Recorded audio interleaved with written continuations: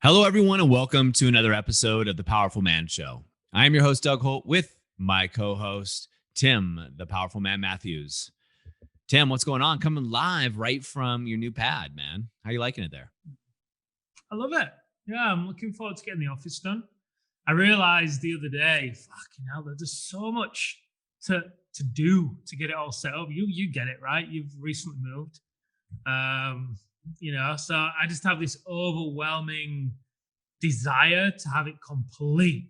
Yeah. It's like we've moved to somewhere with an epic lifestyle, yet we've not yet got to the lifestyle portion to a degree because we're spending the weekends and a lot of time being like, right, what do we get to order? What do we get to do? So it's awesome. I love it. And I'm looking forward to the time when, we've just got the foundation set. Love it. So one thing I don't think I've told you yet, and I totally get that. So Darcy, who works with me, was here yesterday, and I came back from just a rough workout, just tired. So I bought I have a big screen TV over my shoulder, which you can see if you're watching the video. You can't see it, but there's big screen TV back there with the sound system. Then I bought a new couch with one of those L shapes. So it's got a two-person lounger. Now Darcy and I didn't share the two-person lounger, but we just kicked it over there on the couch and went through work and things. And it was just so nice just to sit there as part of your office, having that space where you don't have to be in front of a computer. We threw on a video that actually I thought you wanted me to watch, apparently the wrong one, but threw that on there and just chilled and talked and just relaxed. And just such a difference in the environment that you're in and the creative energy you get to come up with when you have a space that you love and desire and what have you. It's just so different. You think about it. One of the things that I've always listened to, and I can't remember I have no idea who coined it, but the two biggest investments you should always make is have a very quality bed, because you spend, half of your day or at least a third of your day in it, ideally, hopefully having great sex too. And then the other one's your shoes, right? Because you're walking around in them. And most people don't think about those things. The third one I'll throw out there for us business leaders is our office. Yep. Right? Because we spend so much time at the office when we're not home or what have you. COVID crap, man. You want to really get that in there. So many guys that you and I have talked to where, they're in their master bedroom and kids are walking by and there's a thing of laundry behind them or et cetera, which I get. I mean, it's COVID.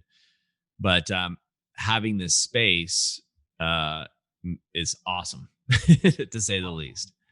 Yeah, I've got, you obviously know I ordered a big bed. What's it called? It's a tweed chair, but I think it's called Bedlingtons or something. I don't know anyway, but it's this grand. Oh, God, it's so comfortable. It doesn't arrive until like the end of March, though. Like, you have to send me a picture. Oh, man. It's just going to be so great. So I'm looking, that's obviously going in the office with a footstool with it. So, yeah, I'm just imagining when I sit there, I'll be able to look out to the ocean.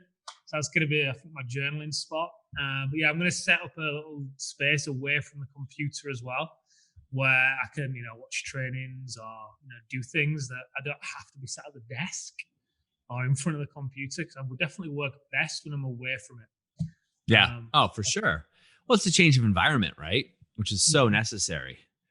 You gotta just change things up. It's completely important, go for a walk and do other things. When I was an advisor at the university, I would go to their co-lab, the innovation lab, as you know, all the time when I was an advisor there. And I would go there and work. And then I'd go home and work. And I go coffee shops. At the time I go to a brewery and work, because Bend has got like 30 some breweries here. Probably why I gained an extra 20 pounds. But anyway, I digress. So you threw a topic on the table right before we hit record. Why don't we jump into it? Yeah, okay. So as if you heard the last episode or the one before, I've been speaking to a few guys lately, and the theme is that their wives have had emotional affairs, sometimes physical affairs. And the guys are coming to us. One guy in particular, was telling me about how he had to have an intervention, basically, with the wife of the guy that was, married to the guy who was, seeing his wife. So those two teamed up to peel away the two that were having an affair. And he got to the point where he even was like taking a phone off her so she couldn't text him, and got her to Wow. the social media apps and crazy stuff. And he said something that I found really interesting. He's like, you know what? Obviously, he accepts his part in the role that he played in pushing her away, right? Because he ignored the warning signs. She would come to him and say things like, "Hey, are you having an affair?" Because obviously he's not sleeping with her, or he's ignoring her, or whatever the thing is. And instead of listening to the underlying concern, he'd call her, say, "Are you insane?" Like he'd fly off the handle, which didn't help her. And instead of pulling them closer together, push them further apart, Yep. obviously, right? And he gets it now, which he was busy building. He was on a 5-year journey building his businesses, um, which he's just completed, and now he's got all this time and space and money, but no one to enjoy it with, right? And he's in this process of, should I fix this? And that's what I wanted to throw out there and get your opinion on, right? What do you think, or what advice would you give these guys that are in this position? They accept their side, how they contributed to the wife having the emotional affair. Hmm. But, they're reaching out to us because they think that they should do it. It's the right thing to do to try and fix this. And maybe they do still love the woman. I don't. But they've got this nagging thing in the back of their mind, should I do this? Should I fix this? After how she's treated me, this one guy in particular, sometimes, Tim, I just think, how could she do this? I've spent the past 5 years building this business, basically just paying her to go to the gym for 5 years to train like an athlete, and she repays me by going and banging the trainer, which I thought was a really fair point. you know. So anyway, yeah, what advice would you give? Let's say somebody's listening to this, maybe in a similar position, maybe it's this guy and he's struggling to come to terms in his own mind, should I fix this or shouldn't I fix this? Wow. This isn't the topic you talked about earlier, roughly, but deviation. So That's what you should get saying, let's just hit record because I've not finished. yeah. I like to do things on the fly. It's fun. Keeps me on my toes. So here's what I would say to him if he was in front of me. The first question I would ask him is, do you love her and are you in love with her? The answer is yes to both of those. Let's fix it. The answer is no, or I'm not sure. Well, if the answer is no, then screw it. It's time to prep yourself, get yourself a lawyer. It's time to get ready. Game on. You're exiting, right? Let's get your exit plan together. Just like in business, right? We'd have an exit plan. What's your exit strategy? We need to exit. I guess it's a little different because hopefully you have an exit plan before you get in the situation in business. But what is your exit strategy and get there? If he's wavering, not sure, I'd want to dive deeper on what's really going on. Because is that ego that's telling him he's not sure, right? The ego of like, oh, my male pride is hurting.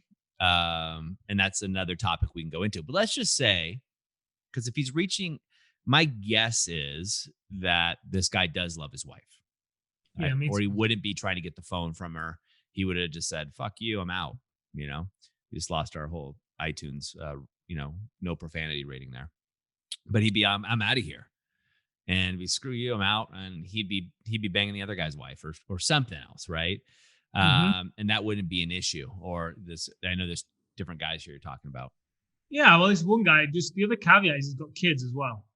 Yeah. So that also throws in another, do I want to leave it and then risk somebody else raising my kids? I only see my kids half the time. And I do think he loves her and I do think he wants it, because if you look on actions, he has gone and invested in working with a therapist. He's helping him, but it's not solving the marriage problem. And then he's reached out to us, obviously, digested a ton of podcasts. He has spent time with one of the advisors, then got passed through to me. So he's invested hours into this already, right? Into not thinking about this, but actively trying to fix it. Yeah. So again, let's just assume that he wants to. So what I would tell him, and this is common for us guys, right? Maybe he's saying, hey, look, I should do this for the kids. I disagree. Disagree. Don't do this for the kids. You don't want your kids going through life watching a mom and dad. This is what a relationship should be like. That's a shitty one. No, no, that's actually the worst thing you can do for your kids. Show your kids that they need to value themselves, love themselves, and they should be in a loving, caring, sexful relationship, not a sexless one. So let's cross that bridge. Let's just say that he loves her, he's in love with her, and this happened. He's trying to figure out, should I stay? Well, what I would look at this point is not only, like you said, he says he takes a role for his part, is what can he do? Why did this happen? Right? That's what I would look at myself and try to figure out. What, first of all, she's got to stop immediately. Period. End of story. She's not going to stop immediately. I'm out. I'm gone. I'm out, Then I'm going to work on myself. We talked about raising your stock, raising your value. Like this guy obviously is. He's joined the activation method, or he wouldn't be talking to you. I'm assuming, because usually guys, you talk to one of our alumni, we call them advisors. They're alumni. They're guys that have been through the program that just want to help other men. Then if it's a good fit, you might talk to Tim or somebody else that's on the team again to see if it's a good fit. We just don't take everybody to come through the program. That's not the way it's designed. We're not that kind of a place, right? You got to be the. What's that? We also give a guarantee, right? So we can't just put everybody in there with a guarantee. We've got to make sure it's going to be the right. It's got to be the right environment for all the men too, because that's the key, right? Is helping the guys. So what I would say here to him, if he's investing in himself and he's doing that, assuming she's stopped, maybe it's banging the trainer, right? Now I'd go down and talk to the trainer too, personally. I'd go down and have a conversation. I used to own a gym, and you'd see this all the time in the fitness industry. Sorry, guys, but you do see it a lot. But I'd go have a conversation. And here's the thing: I wouldn't be taking a phone offer to get her to stop. Nope. No, I'd be like, "Hey, your choice. You either stop or you don't. If you don't, I'm gone." Yeah, honestly, I'd probably check. I'd want to know. But I would just say, look, if you don't want to be with me, that's fine. But we're exiting. Or not exiting. I would just say, then that's fine. And it's not working out. Great. Love you. I want to be with you. If you don't want to be with me and you're not willing to work on this, fine. But I would say a clear line of delineation for me is if you want to be with another man, it's not going to work for me. Understand that's what you want to do. You do your own thing, but I'm not available for that type of relationship. Right. And I'd draw a clear line in the sand. Boom. This is it. Yes or no. If she wants to work on it, then you do it, right? You work on yourself. You get fit. You hire a trainer, right? You go to the gym, right? I'd definitely pull the plug on her gym. She's going somewhere else now, right? Or not going anywhere. She's got to make amends for me. And you double down like these guys, kudos to them for reaching out to develop yourself, right? I think, Tim, it shows the biggest balls, right? The courage to reach out to the powerful man, end up talking to you, been saying and sharing what these guys shared. I mean, those are courageous men. No doubt this guy's running a great business, right? Because it takes that courage and that gumption to step up. Most men just listen and go, yeah, I'd love to do it, but excuse. So yeah, then I'd start really working on myself. I'd be doubling down on me, not doubling down on trying to get her back, doubling down on me because my stock would rise. Now, here's the cool thing, which most guys forget when they're in this situation. I get it. When you're in it, you can't see the forest from the trees. When you are working on yourself to bring your woman back. So I'm going to use this whole value yourself, the sexual marketplace value kind of idea. Let's say you're a 6. She's been at the gym with the trainer. She's an 8 now, right? She's jumped up. So there's a big gap there. There's a 2-point gap. That's a gap where you have separation, at least emotional affairs, if not physical affairs, right? So there is a gap there. So let's say that's happening and you're going through there. So say you start working on yourself. You go through the activation method. You do the things that the coaches are telling you to do. You're going to jump up to an 8, maybe a 9, right? As you're going through there. Let's say you're an 8 now. And you and your wife stay together because now all of a sudden she's finding you attractive, you're sexual, etc. Everything's good, hunky-dory, you move on. But let's say it doesn't work out, Tim. Let's say you guys split up. Do you think you're going to have a better chance of finding a woman at a 6 or an 8? Just be realistic. 8. It's going to be so much easier for you to attract a better mate, a better woman, better sex, everything as you raise your game.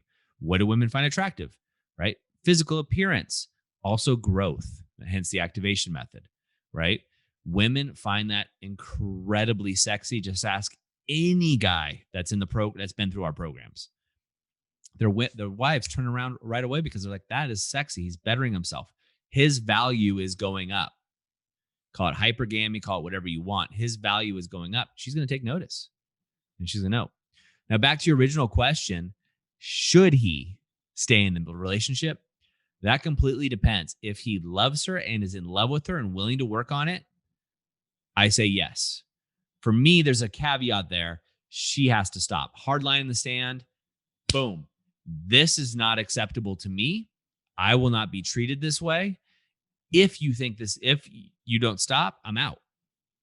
And not stop tomorrow, stop immediately. Grab your phone, call him now, tell him it's over, tell him don't contact me again. If it happens again, I want you to know right now, I'm out. Period. End of story. I think line in the sand, that firm. Now, I may go talk to the guy depending on this guy's involvement. Now, some guys are unwittingly, flirting via text or doing things or what have you. Screw it. Leave the guy alone, right? But if he crosses the line with your woman and he knows you guys are married, I'm probably going to go down and have a conversation. What are you going to say? Ooh. We're recording this. What am I going to say? I'm going to make it known that if I know him, Tim, it's different than what I'm going to say. If I know him, I'm probably not going to say anything, but we're going to have a different kind of conversation. I'm going to take a baseball bat with me because he's violating me. I really would. I got zero ethical issues with that. None. No, I know it's not supposed to be non-violent and all those things. I have no moral dilemma about taking a baseball bat to a guy who violates he's messing with my family. Not cool.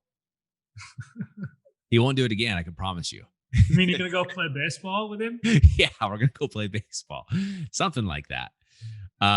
If I don't know him, right, I'm going to assume ignorance and like most guys, because I know guys who've been on the other side of this who are good guys who've caught up and been the trainer. I actually know several trainers have done this, but I also know other guys who are just good guys and just see this as a game, right? They're just playing, they're getting their ego filled, et cetera, et cetera, et cetera, et cetera.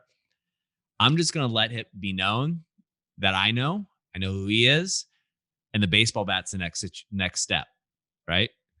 And I'm in the States, man. So a baseball bat's a nice thing, right? Guys over here shoot each other. Everybody here's got a gun, theoretically. Everyone likes to play baseball over there. So. Everybody plays baseball here in the States. Funny aside is when we had that snowball fight. Remember? I keep bringing that up. Yeah. We all grew up playing baseball so we can throw snowballs. But yeah, that's just me. And I'm guys, I want to make it evident from a legal perspective, but I'm not condoning violence. I'm not condoning that you do this by any means. This is just what I think my emotions would take over. And I think that I would be very clear to the person that this would not be acceptable.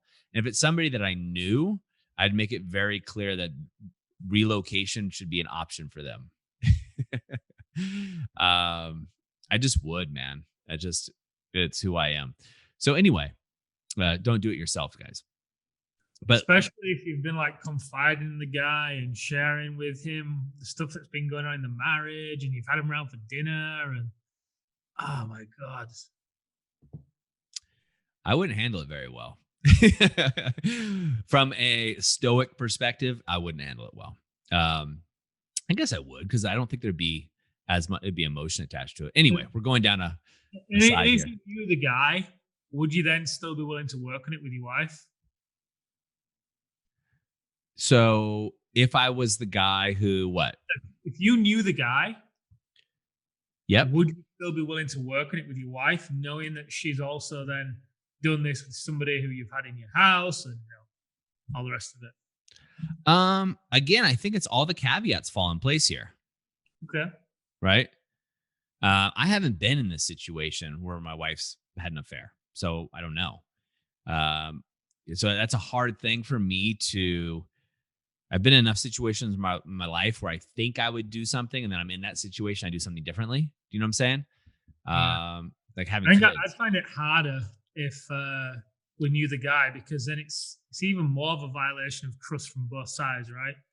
Like if you're willing to do that with somebody who we know who's been close to us, and because I'm pretty sure I recall correctly, um, they knew the other couple, like they were friends with the other couple, Yeah, well, which there's two different guys, right? You're talking about here. yeah. But Okay. this one in particular that we're talking about now, Yeah, but I uh, think if you love the person and you're in love with them, like you kind of go, okay, we're all human, we all make mistakes, shit happen. Like there's ways to justify that. It is going to be harder for sure, right? It's a lot more like untangling that's involved. mm, I guess it depends on how long it's been going on and all that stuff as well. Was it a one night stand, or was it something that was more devious and Well, well, you that, told me earlier is this guy has to pull the phone away from her, like that's weird to me. Like, and no offense to this gentleman, but that's a weird situation where the wife is basically in front of him, texting this other guy and he knows it to the point where he has to grab the phone and take it away and, because she won't stop.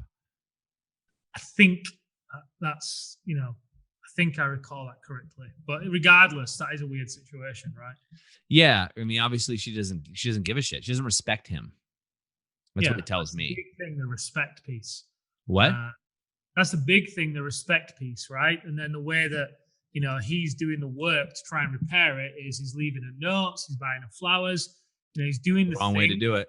Yeah, exactly. He's doing the things that she liked when they first got together, and I was like, well, is that working for you? It's like, No, well, what worked for him those are was beta over traits, by the way. Christmas. Yeah, what's that? Those are beta traits. Yeah, they are. What worked for him was over Christmas when he basically reached boiling point and and said, right, no more, I'm gone. Took the kids and left the family gathering for the night. She then woke up the following day and was like, I'm so sorry. He was like, I saw that woman again. It's like, yeah, because you draw a line in the sand and you've said, here's what I'm no longer willing to accept. You've gone. And she's like, wow, the respect is coming back. But when you're leaving the notes and you're buying her flowers and taking her on trips after doing that, there's no respect there. No, no. I mean, there's a different. I want to do a podcast on this. The difference between alpha actions and beta actions, because so many guys fall into the Mr. Nice Guy, the nice guy realm, right? There's a book called Mr. Nice Guy that talks about this as well, which is really good. It's by Glover, I think, is the guy's name that wrote it. It's a good book. I recommend reading it, guys. But it talks about a trap that so many men, I fell into it, right? The nice guy. Okay, things aren't working out in the marriage and the relationship. All right, I'm going to take out the trash, do the dishes before she gets home. Okay, I'm going to do more to be a better husband. Yay. Doesn't work, man. My wife just wanted me to lead. There were other things I was doing that she didn't like, right? I was working too much. I turned to business instead of her. Other things that I was doing. So when I try to do the beta things, it wasn't it. And granted, I could use a little more beta, probably according to my wife and according to other people, I could use more beta in my life. But sprinkle them in, right? Don't just go overly. Chances are she's looking for you. And sometimes I've heard this from women, Tim, where they want their man to be dominant and to be more alpha and the leader. So they will have an emotional affair to shake it up. So he will step up, right? Or a physical affair. So he'll step up because she's probably been wanting this and hasn't known how to ask or get it, or has asked and is not getting it. Because if a woman has to ask you to be more of a man and you become more of a man, that's a beta trait because she's telling you what to do. She doesn't want it. This is the whole idea that women talk about it. Guys make jokes about it, but a woman wants you to know what to do.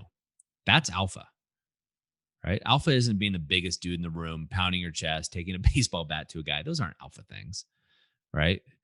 That's not alpha. Alpha is taking the leadership role. taking the dominant role. That's really what it is. Whereas beta is being more submissive in the situation. Mm-hmm. And my guess is, well, trainers naturally. I mean, you were a PT. I was. I ran a whole business around it. So did you. And you're naturally in an alpha environment, right? And naturally seen as an alpha. So that's a tough one, guys. By the way, it's gonna be real. What? It was a lot of fun. I bet it was. I'm just gonna be real with you because if you're a woman's trained with a trainer, and we have a lot of trainers that listen to this, and you guys know this. And I would say 90% of those trainers are ethical and doing a great job. But then you have the 10%, your wife's sweating it out. She's working on a goal. She's bettering herself. She's in a hypersexual environment, working on her body. She has a guy who's probably sexy, who's in a dominant position of her, telling her what to do, telling all the things that she wants you to do. It's a formula for an affair.